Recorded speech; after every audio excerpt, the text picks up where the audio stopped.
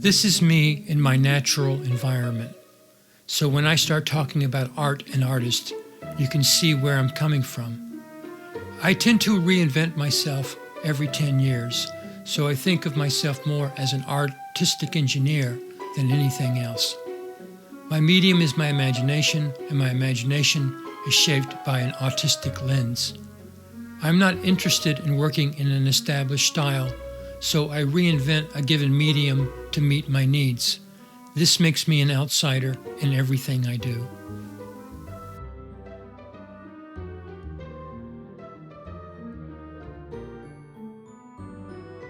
I've been looking over a lot of AI-generated art online here for this video. And my first reaction is that, of course, these are flat images. These are not actual paintings.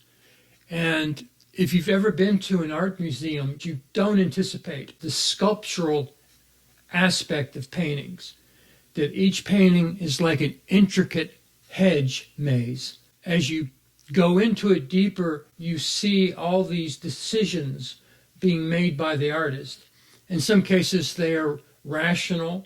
You could perhaps put them in an algorithm, but there's also randomness that you don't anticipate.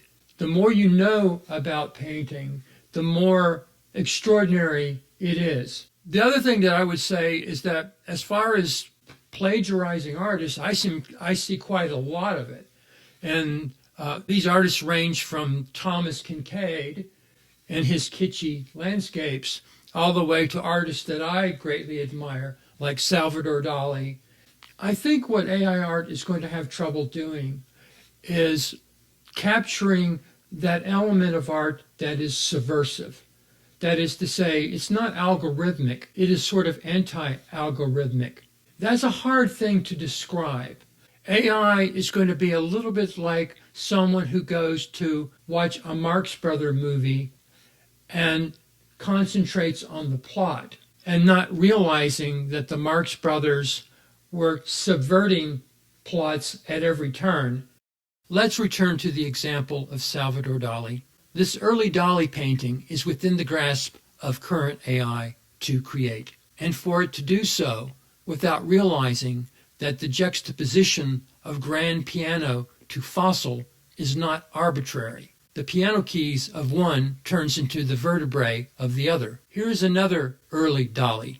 Would AI understand that these are colossal Rococo figurines eroded by the Catalonian desert, or that this strange cloud over the picture vaguely resembles the Venus of Willendorf? How about this painting, with its swarm of visual tricks of eye in the background, or the wordplay and sense of humor in this one?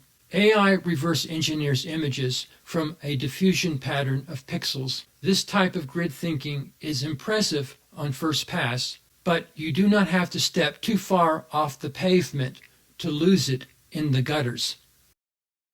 I do not imagine that AI would understand why film director Stanley Kubrick would reshoot the same scene over 100 times. As a cameraman who worked with him explained, it took 20 takes just to wear the actor out, and then, and only then, would they get down to business. I've never been a successful artist because of my autism, my need for isolation and safe spaces. This first video is only a teaser, and as I intend to exploit my 20-year-old website for content, I own the copyright on all the music, art, comics, and novels I have created.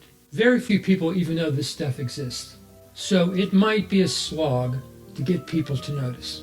Each video will deal with a different aspect of what I do, so stay tuned.